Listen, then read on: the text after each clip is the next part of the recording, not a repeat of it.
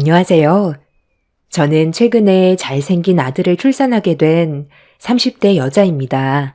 지금 현재 몸조리는 끝난 상태고 정신없던 상황도 마무리가 돼서 잠깐 여유가 생긴 김에 사연을 신청하게 되었는데요.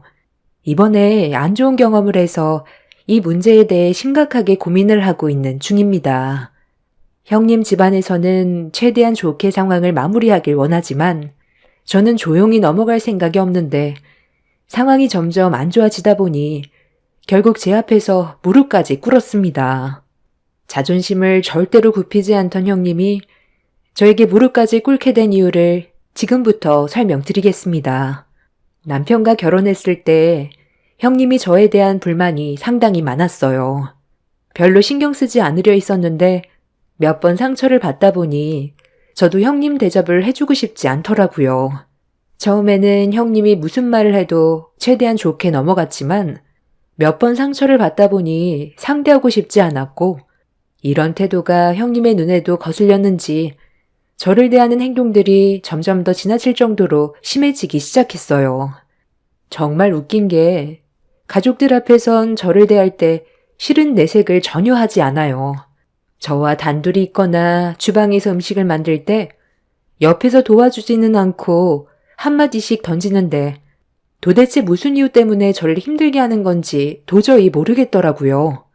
그래서 형님한테 저를 왜 싫어하냐고 물어봤는데 되돌아온 답변은 정말 어이가 없었습니다. 사람 싫은데 이유가 있냐면서 제가 시댁에 인사 왔을 때부터 마음에 들지 않았다는 말을 하는데 특별한 이유 없이 저를 괴롭히는 건 가족 간의 불화를 키우는 일이라고 얘기했지만 형님은 자기 눈에 한 번 아닌 사람은 평생 아니라면서 저와 좋은 사이가 될 수 없을 거라는 말로 상황을 더욱더 악화를 시켰습니다. 그 말을 들었을 때 더 이상 상대할 가치가 없다고 생각해 그때부터 아예 그냥 무시를 했어요. 저는 충분히 할 만큼 했다 생각했고 이 문제로 형님과는 가까워지고 싶은 마음도 없었어요. 형님이 저를 막대하는데 제가 형님한테 잘할 필요는 없다고 생각했었거든요. 그리고 형님과 둘만 있게 되는 자리는 최대한 피하면서 가족들과 함께 있었는데 이런 행동이 눈에 거슬렸는지 형님이 저를 따로 불렀습니다. 동서, 지금 나 무시해? 왜 내가 시키는 걸 하지 않는 거야? 이제는 아예 막 나가기로 작정한 거야?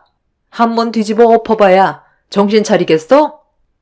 형님이 시키는 게 부당하다고 생각해서 하지 않은 것뿐인데요. 왜 저한테 지시만 하고 형님은 아무것도 하지 않으려 해요? 한두 번도 아니고 모임 있을 때마다 저를 막 부려먹는 것 같은데 이거 정말 유치하다고 생각되지 않아요? 한두 살 먹은 나이도 아니고 저보다 손윗 사람이면서 이런 식으로 행동하는 거 정말 보기 안 좋네요. 형님 대접을 받고 싶으면 먼저 본이 되는 모습을 보여줘야죠. 형님이나 저나 별반 다르지 않잖아요? 뭐라고? 동서랑 내랑 별반 다르지 않다고? 정말 말 웃기게 하네. 지금까지 나를 같은 급으로 생각하고 있었던 거야? 식모딸 주제에 감히 우리 집안과 비교해? 식모딸이 어때서요? 형님 집안은 뭐 얼마나 대단하길래 저를 함부로 대하는데요? 저야 먹고 자고 싸는 건 별반 다르지 않잖아요. 좀 잘 산다고 해서 사람 함부로 대하지 마세요. 저는 형님과 좋은 관계를 만들어가고 싶지 얼굴 붉히면서 지내고 싶지 않아요. 굳이 얼굴 붉힐 필요 없는데 도대체 왜 이렇게까지 하세요? 제가 한마디도 안 지고 형님의 말을 받아치자 화가 머리끝까지 올라왔는지 목소리가 점점 높아지자 남편이 무슨 일 있냐고 방문을 두드리길래 더 이상의 대화는 의미가 없을 것 같아 방문을 열고 저 먼저 나왔는데 형님은 저를 끝까지 노려보면서 흥분을 가라앉히지 못했습니다. 도대체 제 어디가 얼마나 마음에 안 들길래 이렇게까지 분위기를 심각하게 만드는 건지 이해가 되지 않더라고요. 그렇게 시댁에서 기분이 별로 좋지 않은 상태에서 시간을 보낸 뒤 집으로 돌아왔는데 남편이 저와 형님 사이가 신경이 쓰였는지 방에서 무슨 대화를 했는지 물어보길래 인사 왔을 때부터 형님이 저를 대한 행동들에 대해 전부 다 얘기했어요. 계속 참고 살아봤자 저에게 득이 되는 것도 없고 스트레스가 뱃속의 아이한테도 안 좋을 것 같아 전부 털어놨어요. 그렇게 한참 동안 형님과의 문제에 대해 설명한 뒤 당분간 시댁 모임은 가지 않기로 결정을 하게 되었습니다.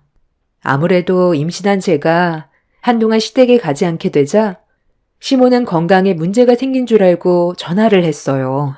그래서 솔직하게 어떤 상황인지 시모에게 설명해 주고 싶었지만 더 큰 문제를 만들고 싶지 않아 몸이 별로 좋지 않다고 대충 둘러댔습니다. 남편을 제외한 시댁 식구들은 형님과 저와의 관계가 틀어졌다는 걸 모르기 때문에 이 문제로 식구들을 신경 쓰이게 하고 싶지 않았어요. 그렇게 뱃속에 있는 아이가 안정권에 접어들 때까지 시댁에 가지 않고 집에만 있었어요. 보통 결혼하면 시모에게 시달린다는 말을 많이 들었는데 저 같은 경우 시모가 아닌 형님에게 시달려서 상당히 골치가 아팠어요. 집에 있는 동안 어떻게 하면 형님과의 관계를 좋게 풀어갈 수 있을지 많은 고민을 했는데 제가 계속 시댁을 가지 않고 집에만 있게 되자 형님한테 전화가 오게 되었네요. 안 받아도 무슨 일 때문에 전화를 했는지 대충은 알고 있었지만 혹시라도 다른 일로 전화를 했을까봐 어쩔 수 없이 받긴 했는데 제 예상을 조금도 벗어나지 않았습니다. 형님의 말을 듣고 있는데 정말 한숨밖에 안 나왔어요.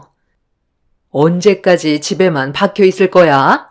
동서 때문에 내가 힘들어질 거라는 거 생각 안 해봤어? 적당히 쉬었으면 모임은 참석해야지.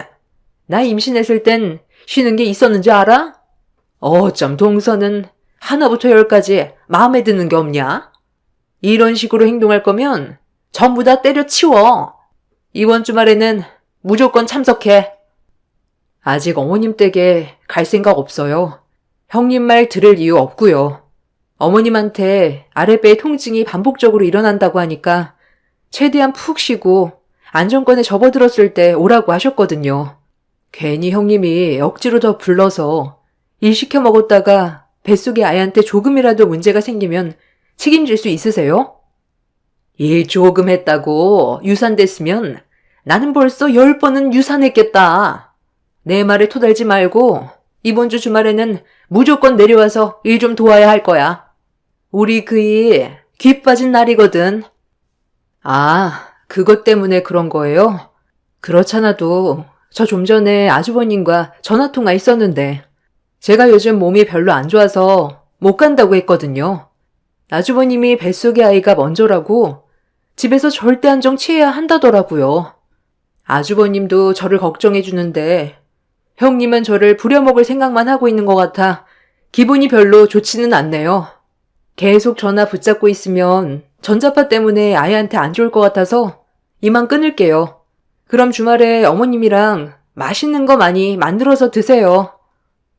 형님은 아주버님과 미리 전화통화로 뱃속의 아이 때문에 시댁에 못 갈 것 같다고 미리 얘기해 두었다는 말에 당황했는지 더 이상 말을 이어가지 못하고 있길래 형님과의 통화를 급하게 마무리 지어 버렸습니다. 이미 가족들에게 허락을 받은 마당에 저를 어떻게 해서든지 부려먹으려는 형님의 심보가 상당히 보기 안 좋았습니다. 저도 더는 잘 보일 필요 없다 생각해 형님 눈치 안 보고 하고 싶은 대로 행동하자 형님은 그런 저를 상당히 마음에 안 들어 했지만 저도 그동안 할 만큼 했었기 때문에 힘들게 관계 유지하고 싶은 생각도 없었고 노력하고 싶지도 않았어요. 그런데 주말에 시모와 형님네가 저희 집에 찾아왔어요. 몸은 좀 어떠니? 요즘 얼굴 안 본 지도 오래돼서 잠깐 들렸다. 못 본 사이에 살이 쏙 빠졌네. 입덧이 날이 가면 갈수록 심해진다더니 제대로 먹지 못한 것 같아. 오늘 만든 음식들을 좀 가지고 왔으니까 한번 먹어봐라. 네가 그랬잖아. 잡채랑 갈비찜이 먹고 싶다고. 그래서 오늘 내가 양을 좀 많이 했거든. 한동안 먹을 수 있을 거다. 어머님, 잠시만요. 아니 이거 저희 먹으려고 싸둔 건데 왜 동서한테 주는 거예요? 저희 가족도 갈비찜 얼마나 좋아하는데요. 제 허락 없이 주는 건 아니죠. 내가 만든 음식을 너한테 허락까지 받아야 되는 거니? 너는 아까 갈비찜 한 솥을 먹었잖아. 나는 아까 네가 갈비찜을 환장하면서 먹는 모습을 보고 돼지 한 마리가 집에 들어온 줄 알았다. 가족들도 생각해야지. 혼자만 배 터지게 먹고 입덧 때문에 고생하는 작은 며느리는 생각 안 나디? 지금은 입덧이 좀 괜찮은 것 같은데 이럴 때 먹지 못한 음식 입에 우겨 넣어야 되는 거야. 지금이 제일 많이 힘든 시기이긴 하지만 그래도 조금만 참으면 이것도 지나가니까 힘들어도 한 숟갈 떠보도록 하자. 예, 가서 갈비찜 좀 데우고 이거 잡채도 다시 좀 데워서 가지고 와라. 뱃속에 있는 아이가 아들이라서 이렇게 입덧이 심한가? 큰며느리가 임신했을 땐 딸이었는데 입덧 한 번 안 했었거든. 내 느낌상 이건 분명 아들인 게 확실한 것 같다. 우리 집안에도 이제야 아들 손자 얼굴 볼 수 있나 보다. 어머님, 정말 너무하세요. 잡채까지 동수한테 주면 저희 가족은 뭐 먹으라는 거예요? 어차피 입덧 때문에 아무것도 먹지 못할 텐데 그냥 저희가 가져갈게요. 쓸데없는 말 할 시간에 벌써 음식 다 데워서 가지고 왔겠다. 너 계속 불만 가질 거야? 시샘할 걸 시샘해.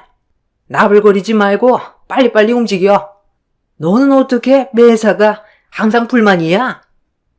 갑자기 찾아오신 시모 덕분에 입덧이 심해서 음식 하나 제대로 먹지 못하고 있었는데 그날은 처음으로 음식을 마음 놓고 먹을 수가 있었어요.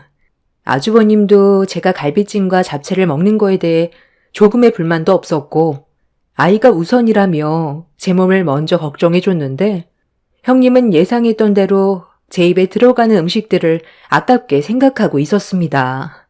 입덧하면 먹었던 음식 전부 다 토해낼 텐데 그렇게 되면 너무 아까운 거 아니냐고 음식을 먹고 있는 도중에도 계속해서 불만을 터뜨렸어요. 옆에서 묵묵히 듣고 있던 시모는 결국 형님한테 언성을 높이면서 화를 내자 이 모든 불화가 저 때문에 시작됐다고 형님도 시모의 말에 대들었어요. 제가 왜 이렇게까지 불만이 많은 줄 아세요? 어머님이 동서만 챙기고 있잖아요. 저는 딸만 둘이라서 차별하는 거예요? 그리고 왜 저런 급 떨어지는 식모딸을 저희 집 식구로 들인 건데요? 저는 대기업에 다니고 있으면서도 이 사람과 결혼하는 거 겨우 허락받았었는데 왜 동서는 고민도 하지 않고 바로 허락해 준 거죠? 너무 불공평하잖아요. 거기에다가 동서 임신했다고 저 먹으라고 싸주신 줄 알았던 갈비찜에 잡채까지 전부 다 털어서 동서 주고 정말 너무하세요. 뭐가 너무하다는 거야. 너 첫 임신 때 이렇게 안 해줬니? 그리고 내가 언제 손녀딸 낳았다고 차별했다고 그래? 지금까지 한결같이 손녀들한테 사랑을 줬는데도 네가 나를 그런 식으로 생각하는 거잖아. 내 입에서 언제 너한테 아들 손자 낳아달라고 얘기한 적이 있어? 네가 그냥 아들을 낳지 못해서 자격지심에 그런 건 아니고 너는 첫째나 둘째나 입덧 한번 해봤니? 나는 아들 둘 낳으면서 입덧을 막 달 때까지 경험을 했던 터라 작은 애의 고충을 너무나도 잘 알기 때문에 그래서 조금이라도 도와주려 한 건데 이 정도로 불만을 가지면 앞으로 어떻게 얼굴을 보고 살아? 쓸데없이 집안 분위기 흐리지 말고 불만 가질 거면 너는 차이나 있어라. 아, 그래.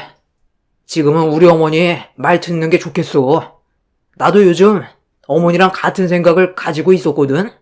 당신이 너무 예민해진 것 같은데 일단 화 좀 가라앉히게 차에 먼저 가 있어. 여기서 더 화내봤자 좋아질 거 하나 없어. 재수씨, 신경 쓰지 말고 일단 식기 전에 밥부터 먹어요. 이 사람이 요즘 많이 예민한가 봐요. 동서, 어머님 앞에서 왜 착한 척하고 그래? 원래 모습이 어떤지 가족들 앞에서 보여줘봐. 동서, 나랑 단둘이 있을 때 잡아먹을 듯이 엄청 대들잖아. 형수님, 계속 이럴 거예요? 저희 엄마가 그만 좀 하라잖아요.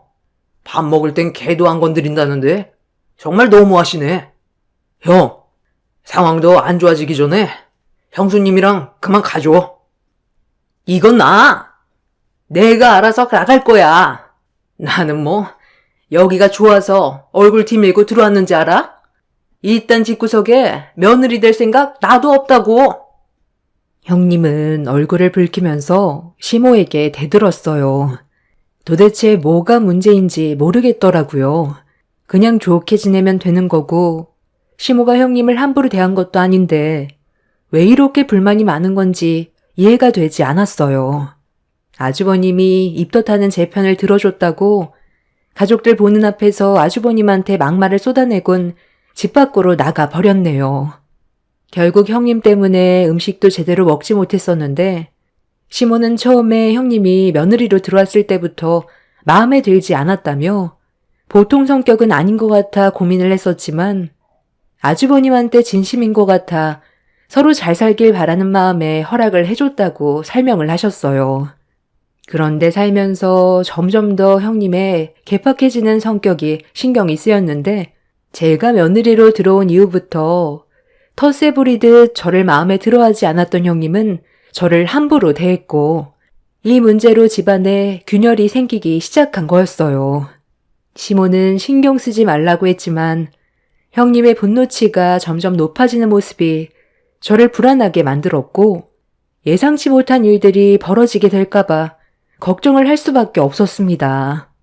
그날 이후 한동안 조용했었는데 제 뱃속에서 자라고 있는 아이의 성별이 아들이라는 걸 알게 된 가족들은 저에게 더욱더 조심하라고 배려해 주었고 시모는 자주 저희 집에 오셔서 몸 관리에 신경을 써줬어요.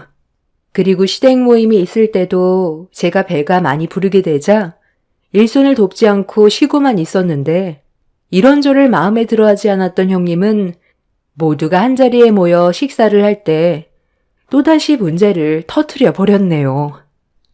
입덧도 많이 줄었으니 지금부터 몸을 잘 관리해야 출산할 때 힘들지 않을 거야. 적당히 운동도 좀 해야 된다. 살만 찌면 아이 낳을 때 많이 힘들거든. 참나, 힘주면 그냥 나오는 거지. 그렇게까지 얘기해 줄 필요 있어요? 저 출산할 때는 그런 말 한마디 해준 적 없으시면서 동서는 아들을 가졌다고 엄청 신경 써주고 아껴주시네요. 서러워서 밥이 목으로 넘어가지도 않는데 이제 그만 좀 하시죠. 밥 먹는 데까지 그래야 돼요? 이럴 줄 알았으면 저도 한 번 더 임신할 걸 그랬어요. 당신 자궁경부암 수술 받아서 이제 아이를 가질 수 없는 몸인 걸 알면서 왜 또 그래? 오늘 나랑 조용히 있다가 돌아가기로 했었으면서 또 시작이야? 당신도 지금 봐봐. 동서 뱃속의 아들을 부러워하고 있잖아.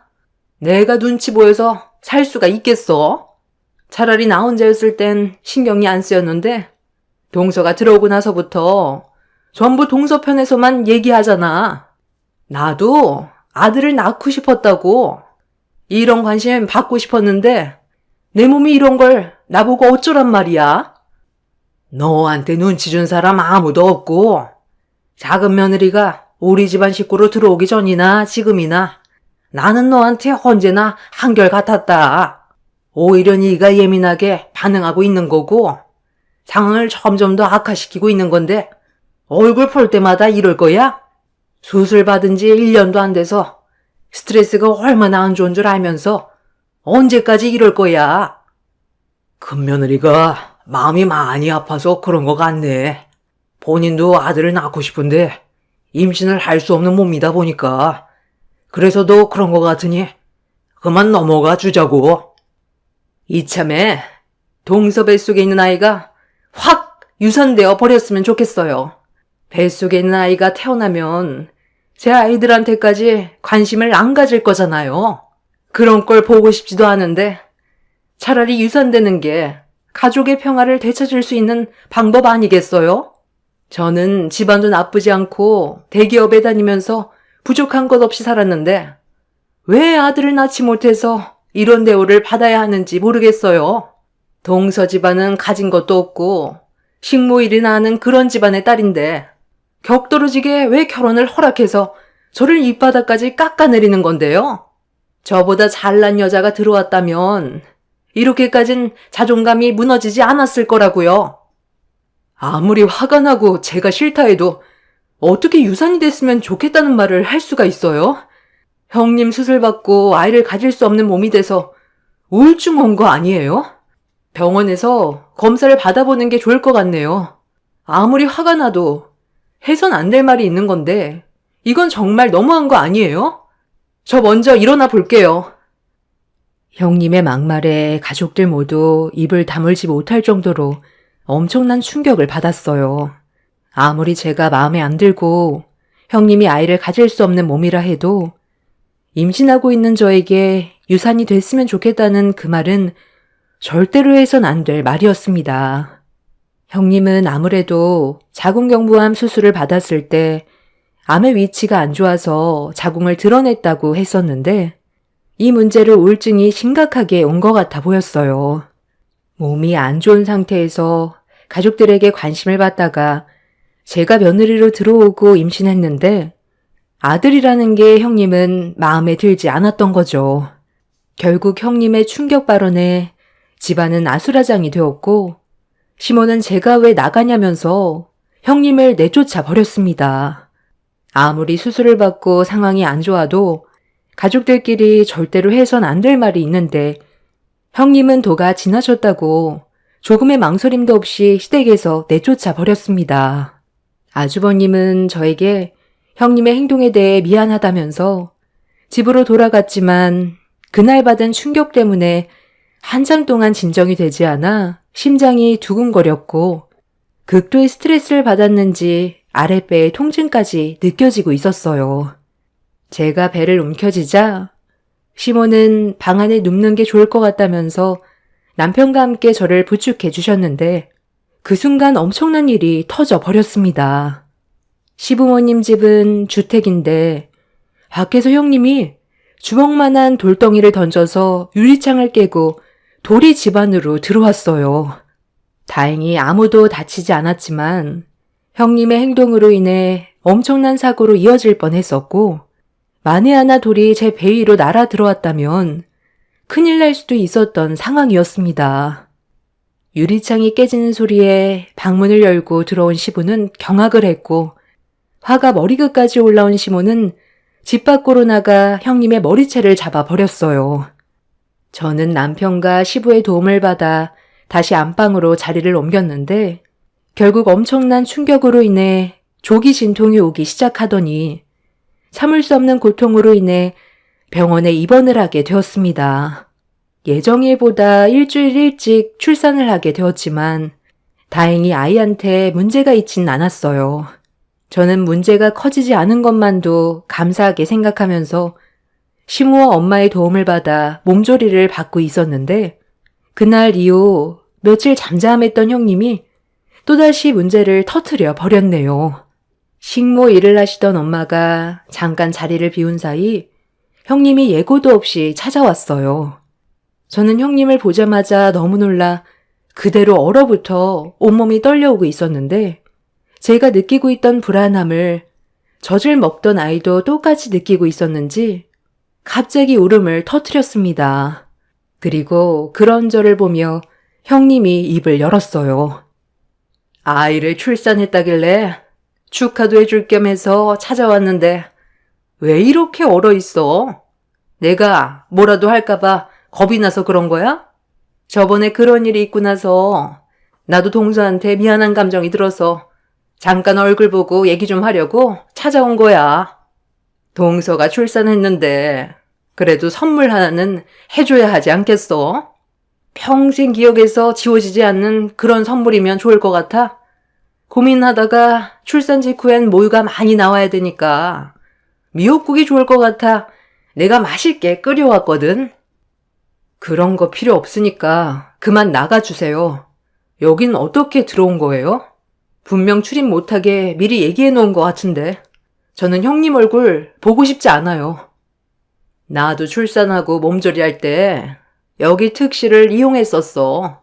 딸을 둘이나 낳았으니 이곳을 2번이나 이용했겠지. 다른 특실도 있는데 기분 나쁘게 같은 병동을 쓰고 있네.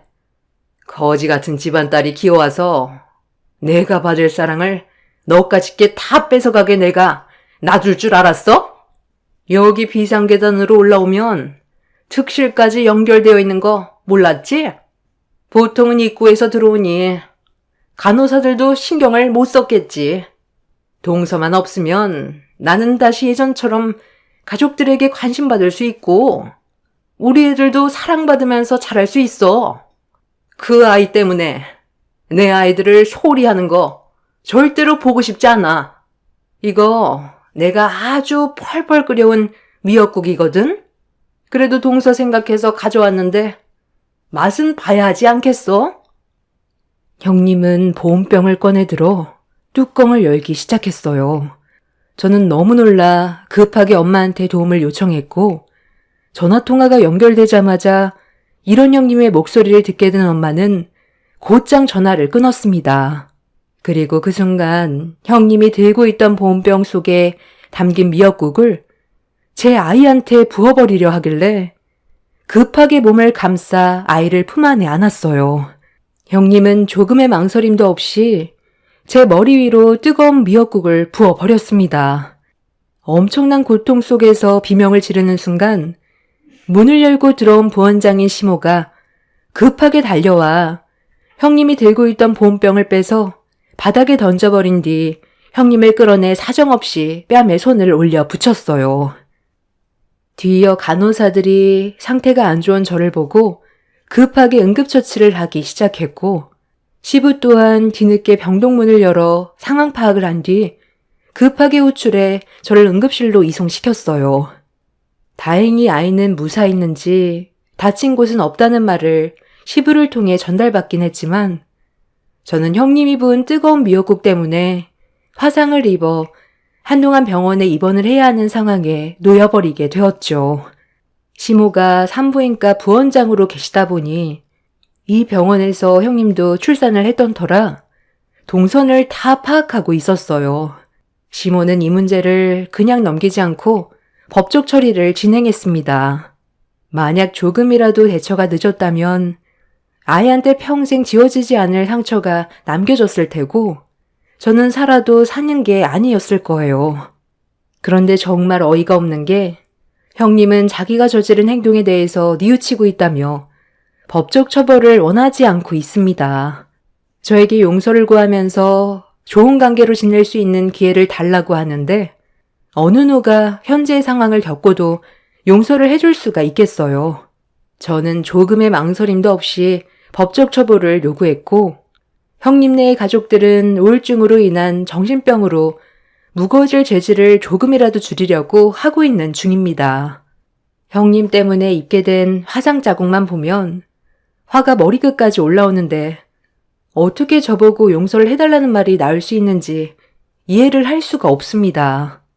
우울증으로 인해 정신병원에 입원해야 될 정도라곤 하지만 제가 받은 피해에 대해서는 충분히 죗값 받고 나왔으면 좋겠어요.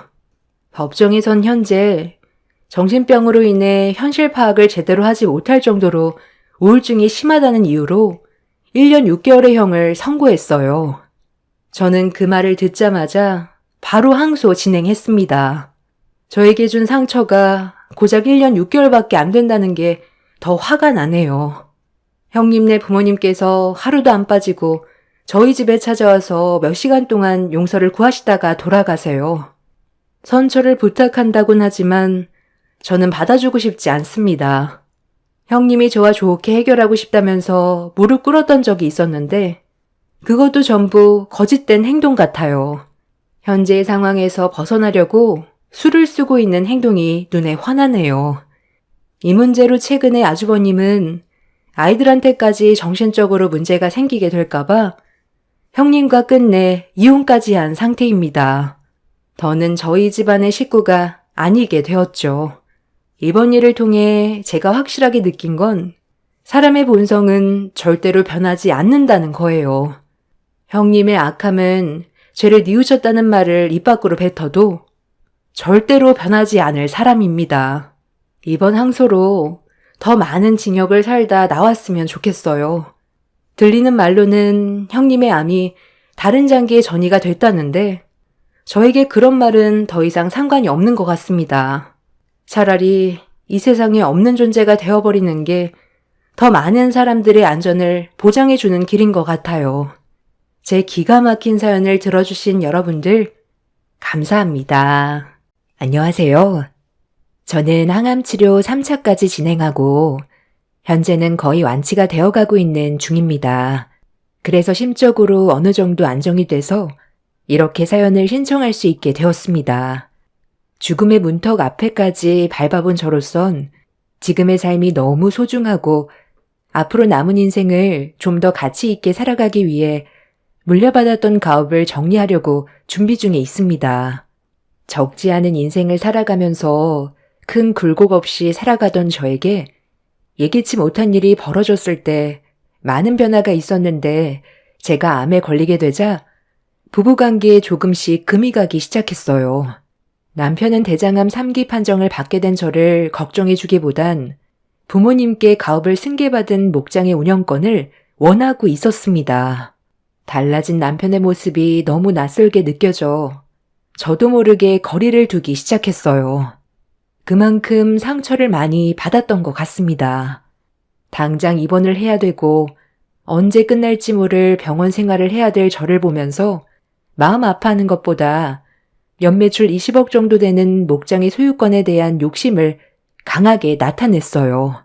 실망스러운 모습 때문에 입을 닫아버리게 되자 남편은 그런 저를 차갑게 대했고 원하는 대답을 듣기 전까진 신경질적으로 변해버렸습니다. 제가 남편 뜻대로 움직이려 하지 않자 화가 났는지 시댁 식구들에게 저를 상당히 안 좋게 얘기해서 상황을 심각하게 만들었고 어느 정도 예상은 했지만 성격이 불같은 시모는 입원해 있는 병실에까지 찾아와 한바탕 난리를 쳤어요. 어려운 일을 겪게 됐을 때 도움을 주는 게 가족인 건데 시댁 식구들은 아픈 저보다 돈을 더 우선시하고 있었습니다.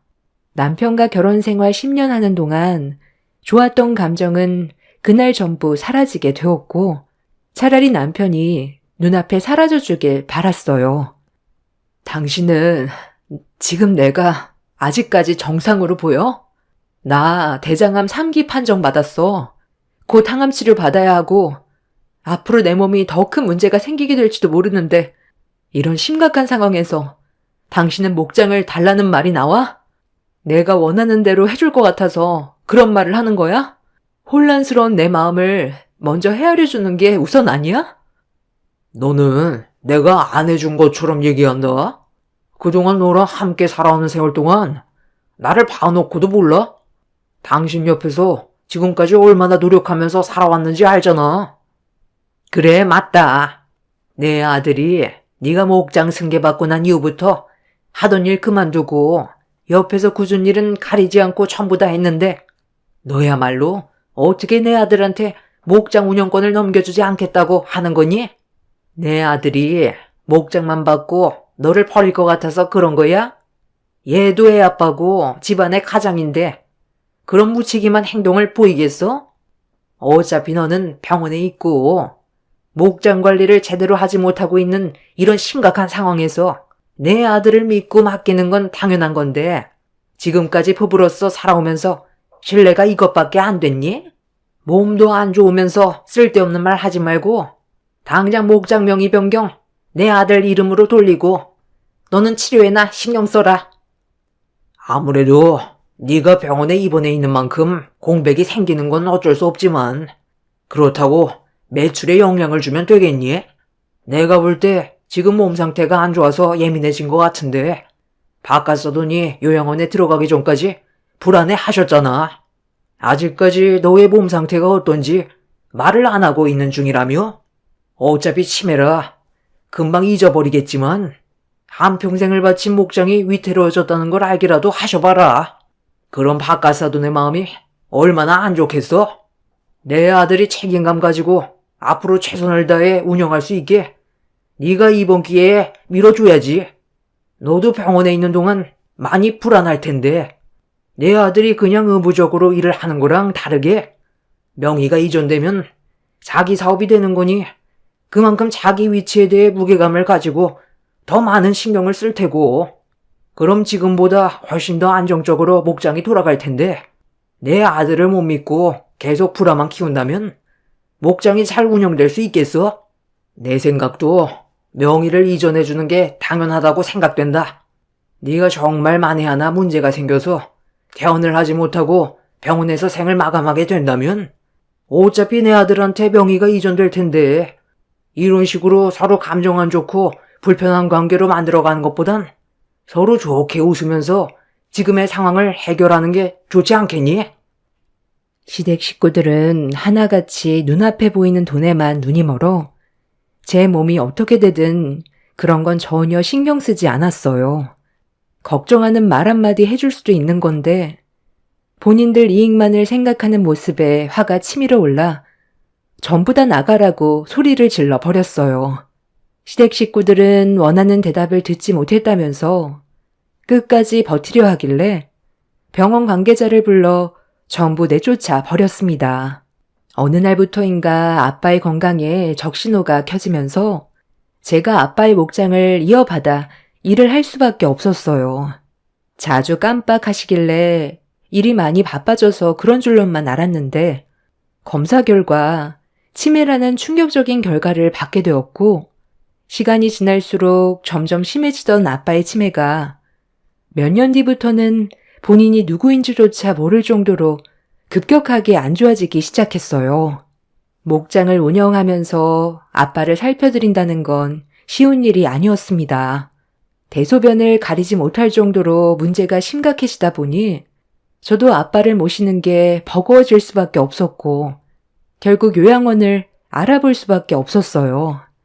치매의 정도가 어느 정도 더디면 그래도 버틸만 한데 아이로 돌아가 버린 모습은 감당하기 어려울 정도로 힘이 들었어요. 아빠가 치매 판정을 받게 되면서부터 아빠는 남편한테 다니던 회사를 정리하고 저와 함께 목장을 운영해 주길 부탁했어요. 그렇게 아빠의 부탁으로 고민 끝에 오랜 기간 다니던 회사를 그만두고 저와 함께 목장을 이끌어오게 되었습니다. 제 사연을 들어주시는 분들 중에 분명 치매 때문에 고생하시는 분들이 계셔서 잘 아시겠지만 이 문제가 단순하지 않다는 걸 아실 거예요. 자식으로서 건강이 급격하게 안 좋아지신 아빠를 모시는 건 당연한 일이었고 저 또한 그렇게 하고 싶었지만 치매는 인간으로서의 한계를 시험하게 만들 정도로 저를 너무 지치게 만들었습니다.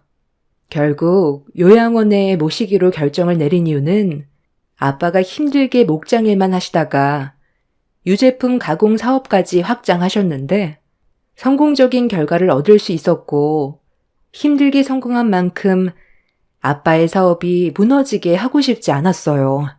제 얼굴조차 못 알아볼 정도로 치매가 심해진 아빠를 요양원에 모실 수밖에 없는 상황과 결정에 대한 죄책감 때문에 한동안 정신적으로 너무 괴로웠고 그렇게 힘든 시간들을 이겨내오면서 열심히 앞만 보며 살아왔습니다. 사업을 성공적으로 이끌어가야 아빠가 좋아해 주실 것 같았어요. 엄마가 옆에 계셨다면 그나마 덜 힘들었겠지만 제가 어렸을 때 독사에 물리셔서 심장마비로 먼저 떠나셨어요. 그래서 아빠와 서로 의지하며 오랜 시간 함께 해왔었는데 요양원에 모실 수밖에 없었던 현실이 제 마음을 찢어지게 만들었고 한동안 정신적 고통에서 벗어나기 힘들었지만 남편이 옆에서 많이 도와줘서 힘겨운 시간들을 이겨낼 수가 있었습니다. 그렇게 겨우 버티면서 살아가고 있었는데 대장암 판정은 저에게 너무 가혹했고 도저히 받아들이기가 힘들었어요. 이런 말도 안 되는 상황 속에서 생긴 또 다른 문제는 남편이 변했다는 거였어요.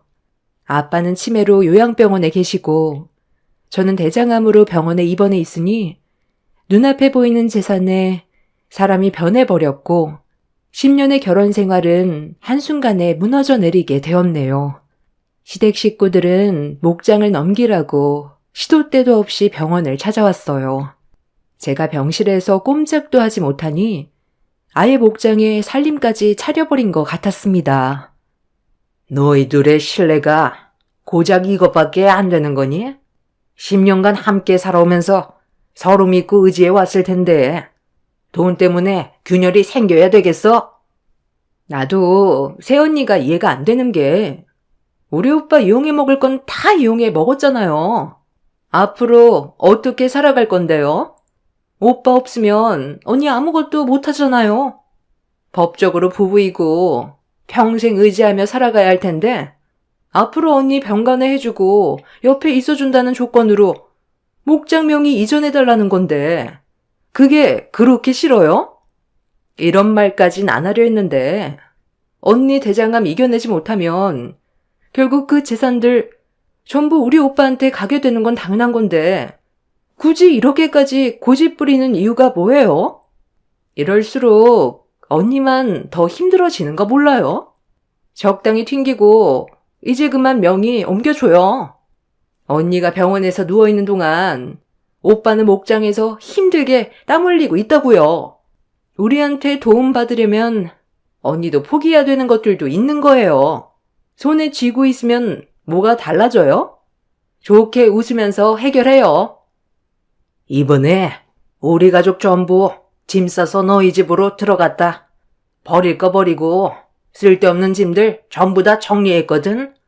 사돈어른 방에 있던 짐들 전부 다 폐기 처분했고 그 방에 내가 사용 중인데 여기저기 보수해야 될 곳이 꽤 되더라. 이참에 그냥 새로 리모델링 할까 생각 중이다. 쓸데없는 짐들이 너무 많아서 거의 다 버렸는데 상관없잖아. 사돈어른께서 치매 때문에 본인이 누구인지조차 모를 정도로 심각한데 들어와 살 일도 없고 평생 요양원에서 나오지 못할 테니 그 집 놀릴 바엔 내가 들어가서 사는 게 좋지 않겠어?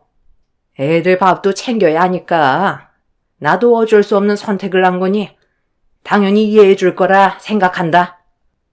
원래 살던 우리 집보다 넓어서 좋긴 하다만 아무래도 목장 옆에서 살다 보니 몸에 목장 냄새가 좀 배기긴 했는데 그래도 공기가 좋아서 살만 하더구나.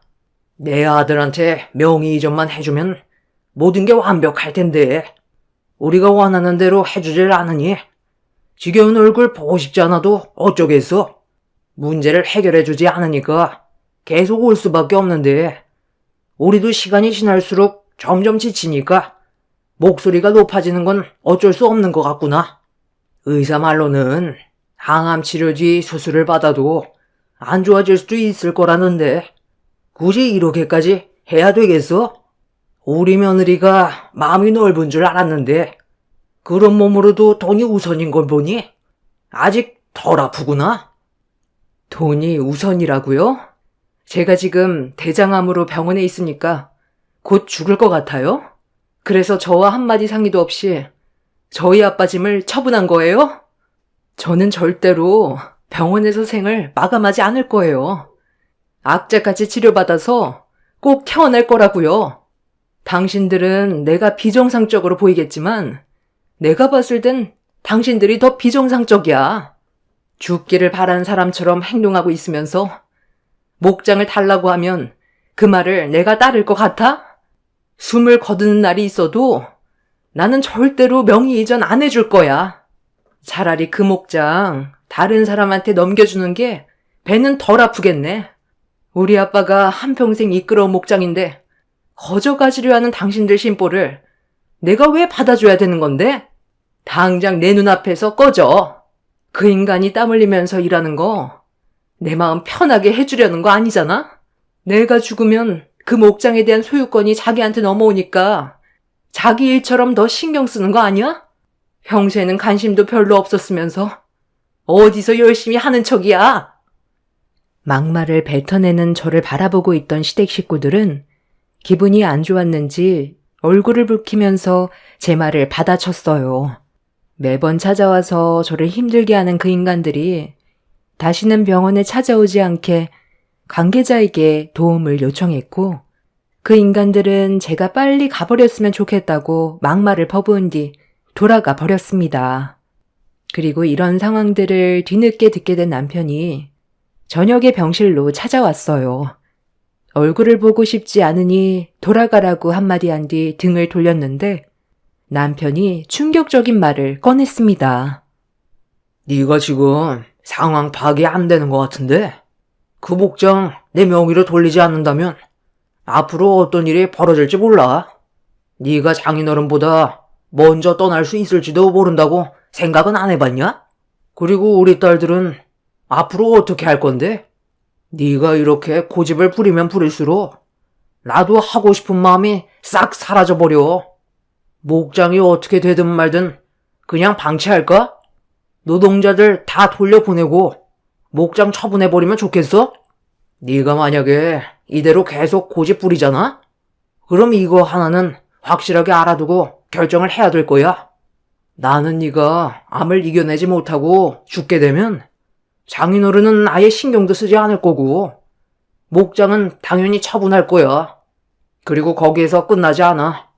나는 너희 집안이 남기고 간 재산으로 새 출발할 건데 우리 사이에 누가 있지? 너도 없는데 내가 굳이 우리 딸들을 키울 필요는 없잖아. 아빠로선 당연히 미안한 감정이 드는 건 어쩔 수 없지만 그건 시간이 알아서 해결해 줄 것 같고 보육원에서 앞으로 잘 지내겠지. 아빠 엄마에 대한 그리움을 가진 채 평생 외롭게 살아가지 않겠어?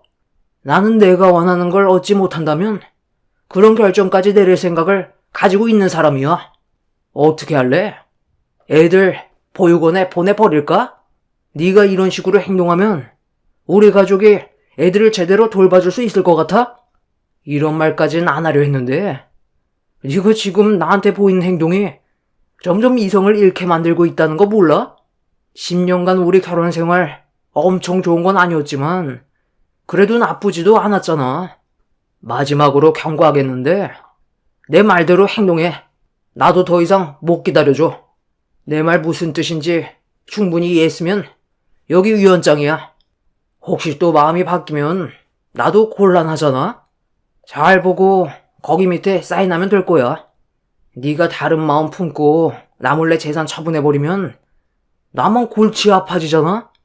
그러니 확실하게 증거물을 만들어 놓는 게 좋겠지. 그런 의미에서 유언장 하나 만들어 두는 게 좋을 것 같아서 준비한 거니 부담 갖지 말고 애들을 위해서 사인해. 애들을 보육원에 보내? 아빠라는 인간 입에서 그게 할 소리야?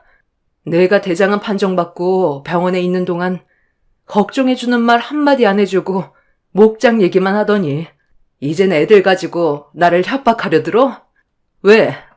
네 쓰레기 부모가 시키던? 어차피 2판 4판이야. 네가 이런 식으로 나오는데 나라고 못할 것 같아? 어떻게 할 거야? 나도 오랜 시간 기다려줄 수 없어. 그러니 짧게 생각하는 게 좋을 거야.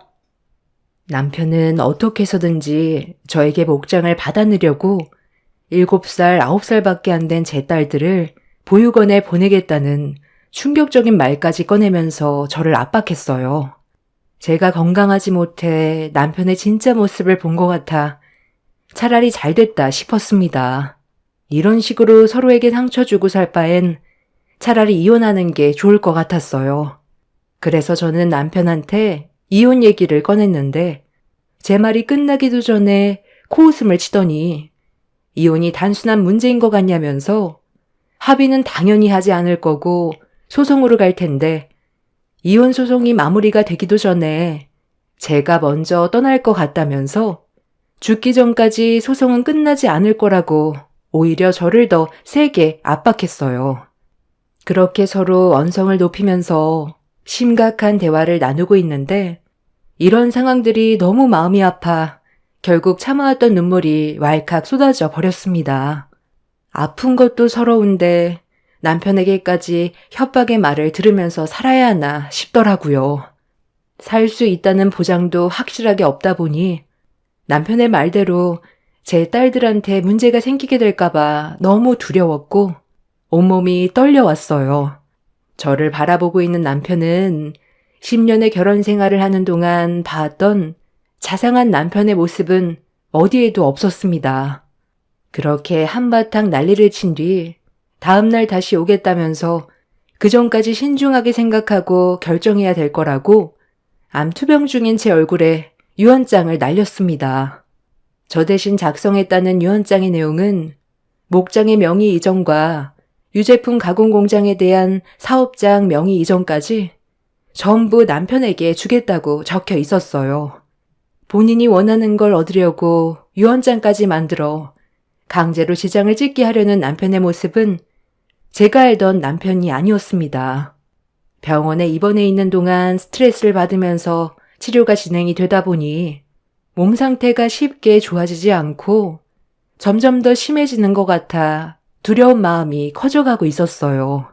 정말 병원에서 생을 마감해야 될 것 같은 불안함 때문에 너무 괴로웠는데 그렇다고 치료를 중단한 뒤 모든 걸 정리해버리면 혼자 남겨질 제 딸들이 눈에 밟혀 마음 편히 눈도 감지 못할 것 같아 이를 악물고 버텨내야 하는 방법 밖에는 없었습니다. 그렇게 다음 날은 어김없이 찾아왔고 남편과 나눈 대화를 전해 들었는지 시모가 아침 일찍 병실 문을 열고 들어오더니 기분 좋은 아침에 서로 얼굴을 붉히지 말고 좋게 끝내자면서 손을 내밀었습니다. 뭐 하고 있어? 어제 내 아들과 대화 끝났다면서? 그런데 왜 유언장을 주지 않는 거니? 설마 아직까지 사인을 안 하고 있었던 거야? 도대체 고민할 게 뭐가 있다고 오랜 시간 질질 끌고 난리야? 유언장 이리 내놔봐라. 여기 이곳에 사인하고 D장 찍으면 끝나는 건데 뭐가 문제야? 내용이 마음에 안 들어서 그래? 명의만 넘기면 남은 시간 편하게 있다가 눈 감을 수 있게 내 아들도 노력할 텐데 끝까지 고집을 부리겠다는 거네? 이거 정말 안 되겠구만. 당장 그 손 이리 내놔봐라. 제가 명의를 이전해주면 제 딸들의 앞날은 어떻게 보장받을 수 있죠? 눈 감으면 알 수도 없는데 말로만 잘 챙겨준다고 하고 보육원에 보낼 수도 있는 거잖아요. 너는 사람을 못 믿니? 손녀들도 내 핏줄인데 그렇게까지 할 것 같아? 네가 하도 고집 부리고 내 아들의 의견은 조금도 들어주지 않으려니까 일이 이렇게까지 커진 거잖아. 서로 웃으면서 좋게 해결봤으면 이 정도로 감정이 안 좋아지지는 않았지. 내 손녀들은 앞으로 잘 키워줄 테니 어서 사인해라. 왜? 내 말도 믿음이 안 가는 거야? 걱정하지 말래도.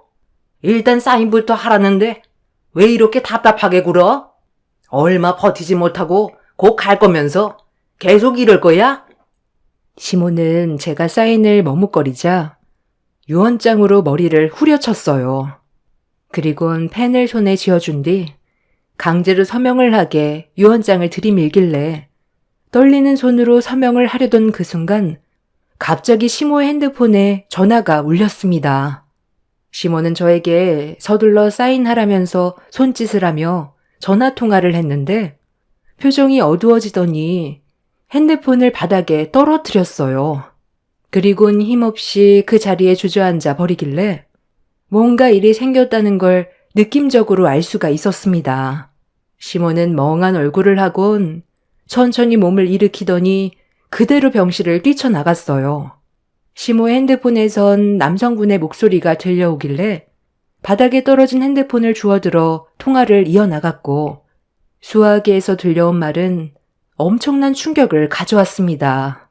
남편과 시부 신우가 차량 전복 사고로 현장에서 즉사해서 근처 병원으로 옮겨졌다며 신원 확인을 부탁한다는 말을 듣게 되었고 떨리는 목소리로 어떻게 된 거냐고 물어보니 운전대를 잡고 있던 남편이 음주운전이 의심된다고 전날의 상황에 대해 알려줬어요.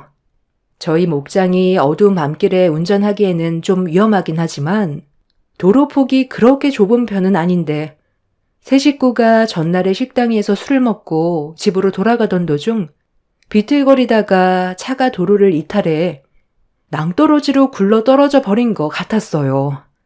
시모는 전날에 지인들과 여행을 다녀온 뒤 바로 병원으로 오게 된 상황이라 전날에 있었던 사고에 대해서는 전혀 알지 못했었고 목장에서 일을 하던 외국인이 굴러떨어진 차량을 보고 신고를 한 거였습니다. 차 문을 열었을 땐 차 안에서 술 냄새가 진동을 했었다며 어떤 사고였는지 알 수 있게 설명을 해줬는데 갑자기 이런 안 좋은 일들이 연달아 터지게 되니 너무 무섭더라고요. 아마 제가 생각하기에는 남편과 시부 신우는 제가 유언장에 사인을 하게 될 거고 명의가 남편에게 이전될 거라는 확신을 가져서 축하도 할 겸 셋이서 술을 좀 과하게 먹었던 것 같습니다.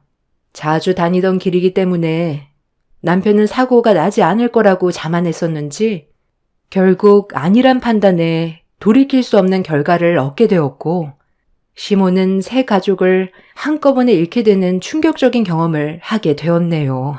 믿을 수 없는 현실 속에서 장례는 진행이 되었고 시모는 그날 이후 정신 상태가 정말 이상해져 정상적인 삶을 살지 못하고 있다는 말을 동네 주민분이 병문안을 와주셨을 때 들을 수 있었습니다. 그때 당시 만약에 제 딸들이 같이 목장 일을 도와주시는 외국인 분들의 품이 아닌 남편을 따라갔었다면 이 세상에 더는 없는 존재가 되어버렸을 텐데 다행히도 제 딸들은 보호를 받을 수가 있었네요. 저는 3차 항암 치료를 끝낸 뒤 대장을 7cm 정도 잘라내고 회복하는 데 집중을 했어요. 그렇게 오랜 시간 병원에서 암투병을 끝낸 뒤 통원 치료를 받을 수 있을 정도로 몸 상태가 많이 좋아져 집으로 돌아갈 수가 있었습니다. 시모는 이 모든 게 저 때문에 벌어진 일이라고 제 얼굴을 보자마자 달려들길래 몸이 온전치는 않았지만 그동안 제가 받았던 상처가 너무 컸었고 그동안의 화를 한 번에 터뜨려버린 저는 시모를 강하게 밀친 뒤 집 밖으로 내쫓아 버렸어요. 시모는 절대로 못 나간다며 저희 부모님 집이 자기 거라고 억지를 부리며 달려들길래 조금도 망설이지 않고 머리채를 잡아 끌어내 버렸습니다. 시모는 그제야 저에게 울면서 애원을 하기 시작했어요. 한순간에 가족을 셋이나 잃었는데 저에게까지 버림을 받으면 앞으로 어떻게 살아갈 수 있겠냐면서 내치지 말아달라고 했지만 저는 조금도 불쌍한 감정이 생기지 않더라고요. 그래서 뒤도 안 돌아보고 집안에 있던 시모의 물건들과 세상을 떠난 남편과 시부 신우의 짐까지 전부 다 폐기 처분해 버렸습니다. 제가 암투병하고 있을 때는 온갖 막말에 유언장으로 머리까지 내려쳤으면서 이제 와서 봐달라고 하는 모습이 오히려 저를 더 분노하게 만들었습니다. 그렇게 시모를 강하게 내쳐버린 뒤 저는 딸들과 함께 앞으로의 삶에 대해 진지하게 계획하고 있는 중입니다. 막막하기만 했던 제 삶이 한순간에 정리가 되어버렸다는 게 아직까지 믿기지 않네요. 갈 사람은 건들지 않아도 알아서 가게 되는 것 같습니다. 저는 지금 거의 회복이 되었고 추적 검사 결과 추가적인 암은 발견이 되지 않았습니다. 아빠도 요양원에서 잘 지내고 계시고 이제 저와 제 딸들의 앞날만 생각하면 될 것 같아요. 다시 찾아온 새 삶에 대해 항상 감사함을 느끼면서 살고 있는 중이고 현재 목장과 유제품 가공 공장은 정리하려고 준비 중에 있습니다. 아빠가 힘들게 이끌어온 목장을 처분할 수밖에 없는 현실이 너무 마음이 아프지만 저 또한 몸이 온전치 않아 어쩔 수 없이 처분하기로 마음먹게 되었네요. 그동안 모아두었던 재산으로 어떠한 간섭도 없이 제 딸들과 조용하게 살고 싶어요. 그게 제가 바라는 마지막 소원입니다. 제 사연을 들어주시는 많은 분들께서도 항상 건강에 유의하시길 바랍니다. 한번 아프고 나니 건강한 몸이 얼마나 감사한 건지 다시 한번 느끼게 되더라고요. 병이 더 커지기 전에 건강검진 꾸준하게 받으시고 적당한 운동으로 건강관리 하시길 바라며 제 사연을 마치겠습니다. 감사합니다. 안녕하세요. 저는 양평에 살고 있는 40대 여자입니다. 왜 하필 저에게 이런 일이 펼쳐졌는지 모르겠어요. 그저 행복하고 싶었을 뿐이었는데 이런 저에게 남편은 상처를 주었습니다. 지금의 남편을 만나기 전에 저는 한 번에 결혼을 했었어요. 그리고 아이 셋을 낳아 평범한 가정을 꾸려왔었고 행복하게 잘 살고 있었는데 집안의 가장이었던 과거의 남편은 추운 겨울날 저와 딸들이 먹고 싶다던 군고구마를 사가지고 들어오다가 교통사고로 세상을 떠나게 되었습니다. 그때부터 제 삶은 한순간에 무너져 내려버렸고 어린아이들을 혼자서 감당을 해야 했어요. 어떻게 해서든 먹고 살아야 했기 때문에 제가 할 수 있는 일을 찾아야만 했고 그렇게 분식집을 시작하게 되었습니다. 친정 부모님이 계셨더라면 정말 좋았을 텐데 저희 부모님께서도 건강상의 문제로 일찍 떠나셔서 도움을 받을 수 있는 곳은 없었어요. 남편한테는 시부가 있긴 했지만 말만 들었지 얼굴 한번 뵌 적이 없었어요. 부자지간 사이가 별로 좋지 않았었다는데 그 이유가 시부 때문에 시모가 사고로 세상을 떠나서 그때 이후부터 부자 간의 관계가 틀어졌다는데 정확한 설명을 해주지 않아 더 이상 물어볼 수도 없었어요. 연락을 끊고 지낸 지가 20년이 넘어버렸기 때문에 연락처도 알 수가 없었죠. 미국에 있다는 말만 들었지 그 이상은 알 수가 없었습니다.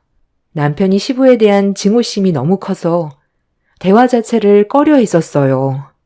그렇게 남편의 장례를 혼자 치른 뒤 얼마 되지 않은 재산으로 분식집 하나 차려서 딸 셋을 힘겹게 키워왔는데 집안에 가장이 없다는 게 얼마나 힘든 일인지 남편이 떠나고 나서 알게 되었습니다. 앞이 너무 막막했었고 어떻게 살아야 될지 몰라 거의 매일을 눈물로 보내왔어요. 그렇게 정신없이 바쁜 생활들을 보내다 보니 어느덧 아이들은 초등학교에 입학하게 되었는데 그때부터 조금씩 삶의 여유가 생기기 시작하더라고요. 첫째 딸과 둘째 딸은 쌍둥이예요. 그리고 연년생으로 셋째 딸이 태어났죠. 셋 다 학교에 들어가고 나서부턴 감당이 안 될 것 같았던 제 삶에도 조금씩 여유가 생기기 시작했어요. 눈앞이 캄캄해서 아무것도 안 보이던 제 인생에도 조금씩 빛이 보이는 것 같았지만 또 다른 벽에 부딪히게 되는 일이 있었습니다. 아이들은 점점 커가는데 생활고는 달라지지가 않았어요. 아이들이 커갈수록 먹는 것부터 입는 거, 여러 가지로 생활에 필요한 것들이 점점 많아지다 보니 버는 돈에 비해 지출되는 돈이 훨씬 더 많았습니다. 대출빚도 어느 정도 있어서 아이들을 키울 때 최대한 빚을 지고 싶지 않았는데 이게 말처럼 쉬운 문제는 아니더라고요.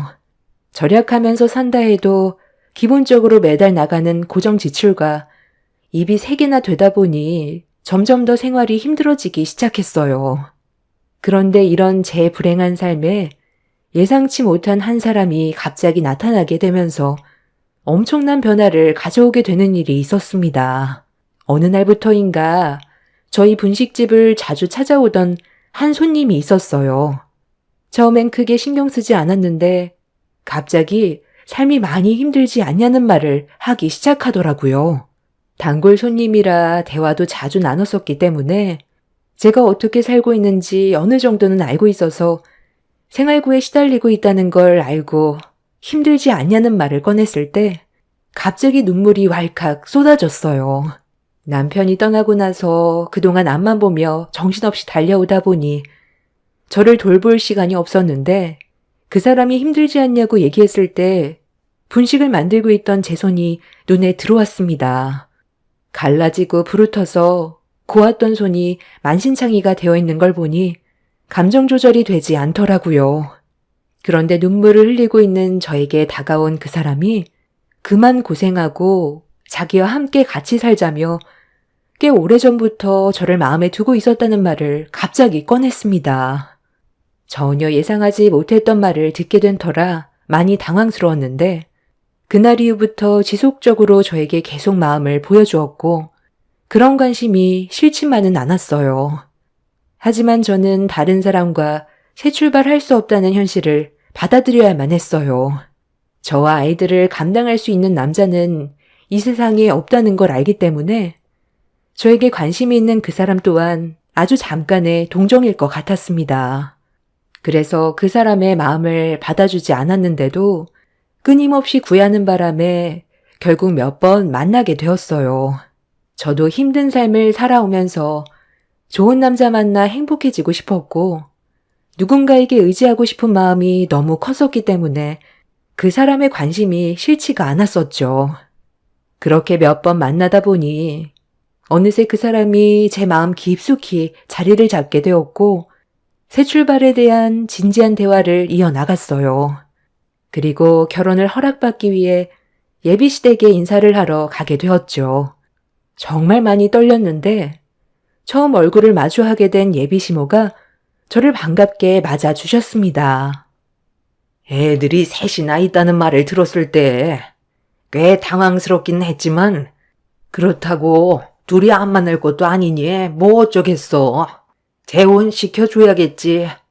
내 아들도 이미 결혼을 한번 다녀왔었고 서로 안 맞아서 결국 이혼까지 해서 평생 여자를 안 만날 줄 알았는데 또 이렇게 좋은 인연을 만나 새 출발하고 싶다는데 내가 말릴 이유가 뭐가 있겠니?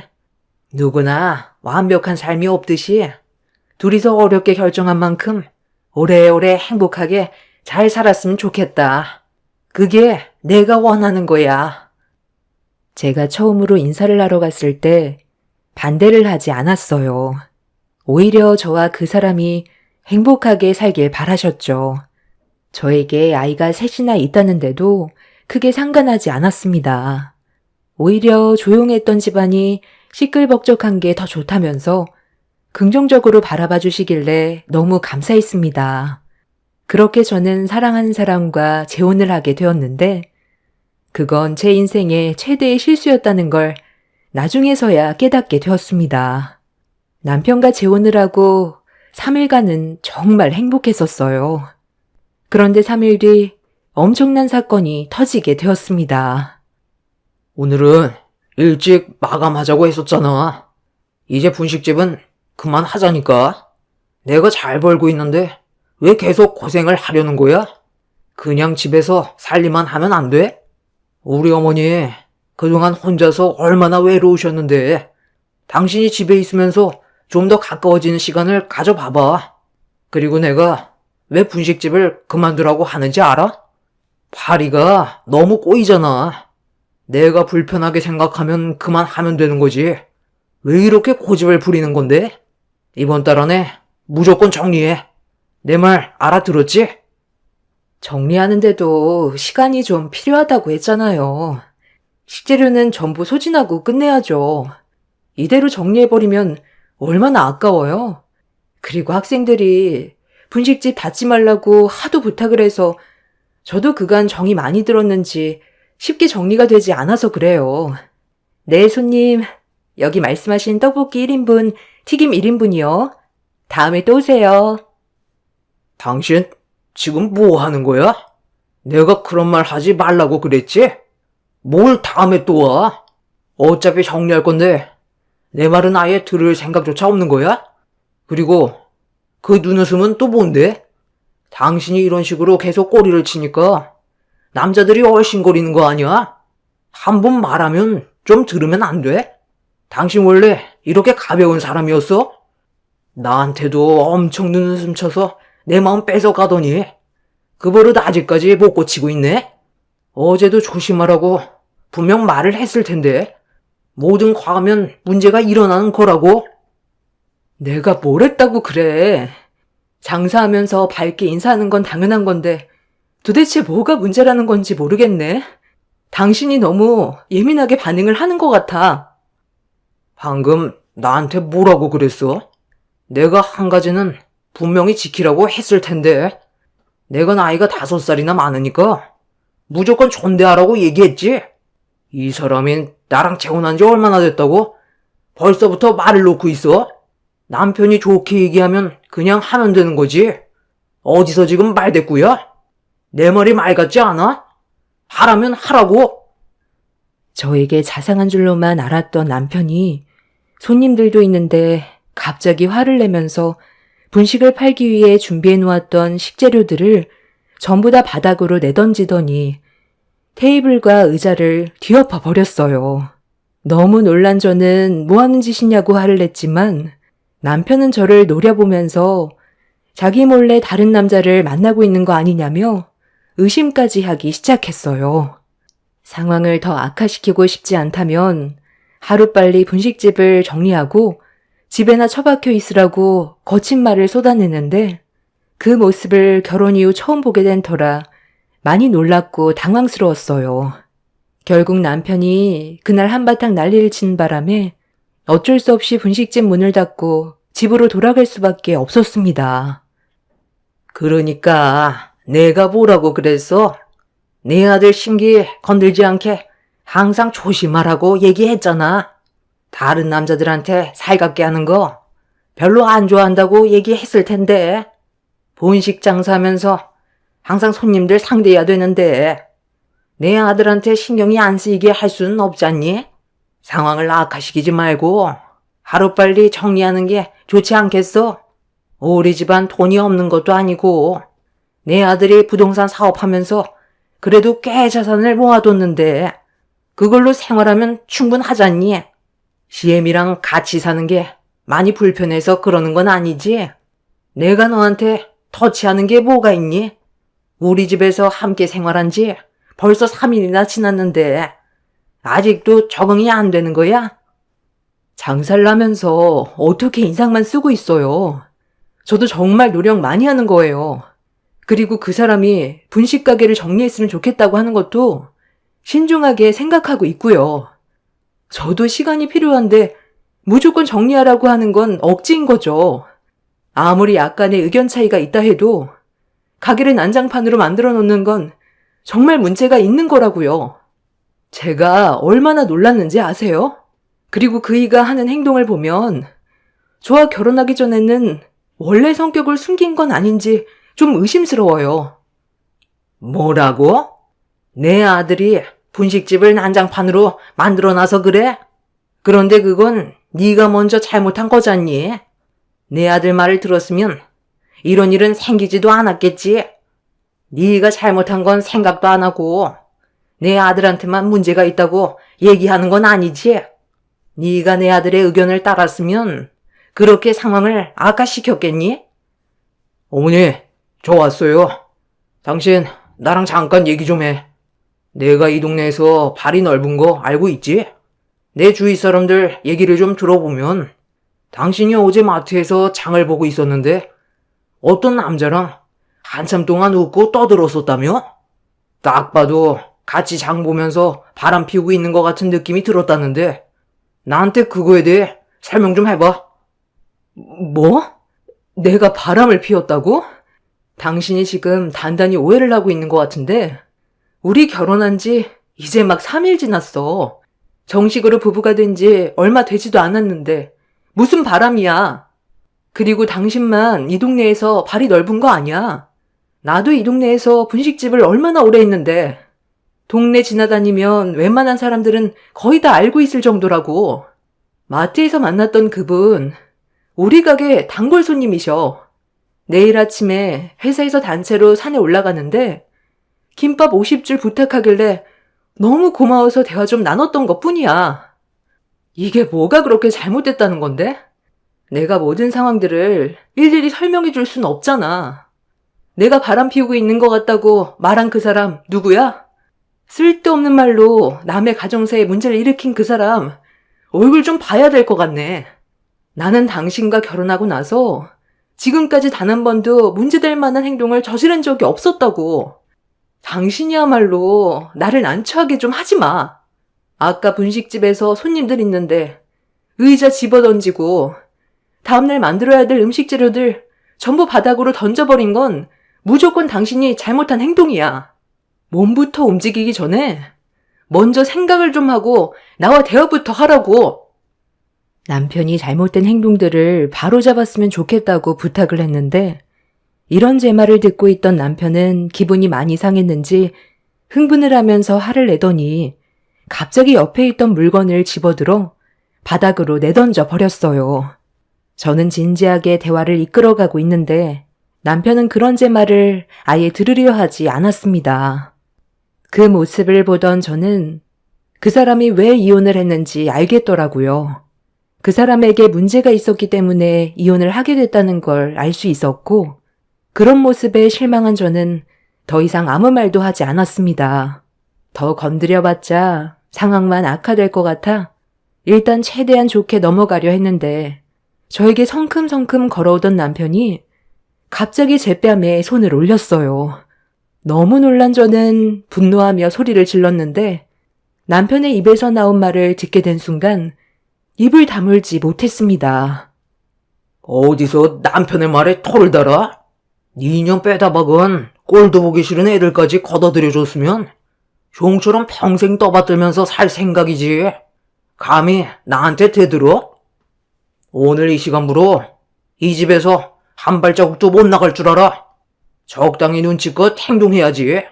좀 전에 그 난리를 쳤던 걸 알면서도 나한테 대들어? 너는 나랑 법적으로 부부인 걸 잊었나 본데 집안의 가장인 나를 하늘처럼 떠받들어야 되는 거라고. 좋게 말할 때 알아서 고개를 숙일 것이지. 뭘 잘났다고 고개를 쳐들어? 지금 뭐 하는 짓이야? 나한테 이러려고 지금까지 쫓아다닌 거야? 내가 잘못한 게 뭔데? 나는 지금까지 당신한테 조금이라도 피해주지 않으려고 정말 많이 노력하고 있었다고. 나한테는 애들도 셋이나 있으니까 그게 너무 미안해서 당신한테 조금이라도 짐이 되지 않게 하려고 분식집 일도 쉽게 놓지 못했던 거야. 우리 결혼한 지 이제 3일밖에 안 됐는데 어떻게 내 얼굴에 손을 올릴 수가 있어? 내가 사람을 잘못 본 것 같네. 그동안 가식적인 모습에 속았던 거였어. 그래서 뭐 어쩌려고? 이혼이라도 하게? 내가 널 놔줄 것 같아? 너를 내 여자로 만들려고 그동안 분식집에서 떡볶이 사 먹은 게 얼만데? 곱게는 못 보내주지. 그리고 너한테 있던 빚도 다 갚아줬잖아. 나랑 이혼하면 그 돈 다 토해내야 되는데 다시 예전처럼 가난에 찌든 삶으로 돌아가고 싶어? 마지막으로 경고하는데 내가 딱 한마디 하면 그냥 그 말에 무조건 따라. 내일 당장 분식집 처분하고 지금까지 장사하면서 알고 있던 남자들과는 눈조차도 마주치지 마. 알겠어? 남편의 충격적인 행동에 너무 놀란 저는 눈앞에 펼쳐진 현실이 믿어지지가 않았어요. 제가 그려왔던 남편과의 삶은 서로 배려하면서 남은 인생을 행복하게 사는 거였는데 결혼 3일 만에 남편한테 뺨을 맞게 될 거라곤 전혀 상상하지 못했습니다. 이 선택이 잘못된 거라는 걸 알게 되자마자 차라리 그냥 혼자 사는 게 좋을 것 같았어요. 제 인생에서의 행복은 사치라는 걸 알게 되었고 아이들한테까지 피해가 가기 전에 서둘러 이혼을 결정하는 게 좋을 것 같았습니다. 그래서 남편이 저에게 독서를 퍼부을 때 이혼 얘기를 꺼내게 되었는데 그 말을 듣자마자 남편은 정신을 못 차렸냐면서 제 어깨를 강하게 밀치더니 사정없이 두들겨 패기 시작했어요. 애들도 말을 듣지 않아서 시모가 힘들어한다며 저를 빼다 박아서 그런 것 같다고 본인이 저에게 사기를 당한 것 같다면서 큰 발로 저를 걷어차는데 과거에 진심으로 사랑해줬던 사고로 떠난 전 남편이 머릿속에 스쳐 지나갔어요. 항상 가정을 위해 모든 걸 희생해온 사람이었는데 그런 사람을 또다시 만날 수 없다는 걸 그때 알 수 있었네요. 한바탕 우당탕거리자 시모가 방문을 두드리면서 애 죽겠다며 최대한 좋게 넘어가자는 한마디에 남편의 거친 행동이 멈췄고 그제야 겨우 숨을 쉴 수 있었는데 때마침 아이들이 학원 공부를 마치고 집으로 들어왔어요. 시모는 아이들한테 엄마 아빠가 대화 중이라면서 주방에서 먹을 걸 주겠다며 데리고 들어갔는데 큰딸이 엄마 얼굴을 보고 싶다고 고집을 부리자 시모가 첫째 딸에게 갑자기 소리를 질렀어요.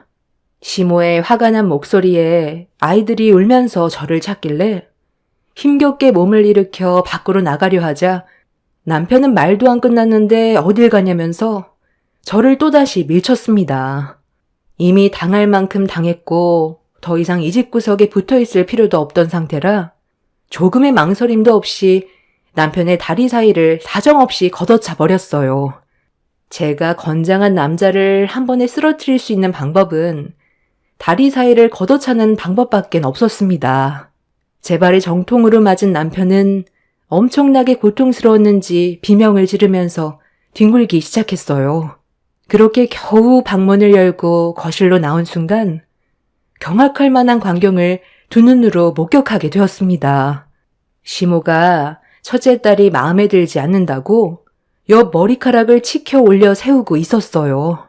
제 딸은 하지 말라고 눈물을 흘리면서 괴로워하고 있는데도 버릇없는 건 저나 딸이나 똑같다고 어른으로서 절대로 해선 안 될 행동을 제 딸에게 저질러 버렸습니다.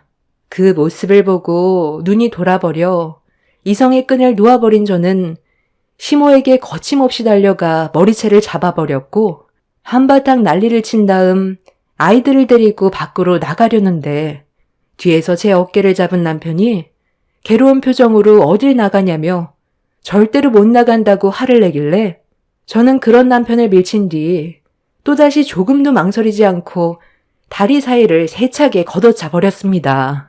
두 번을 허용하게 된 남편은 처음엔 비명을 지르더니 두 번째는 숨소리도 내지 못하고 그대로 뻗어버려 거품까지 물어버렸습니다. 그렇게 현관문을 열고 집 밖으로 나오는 순간 제 눈앞에 한 노인이 서 있었어요.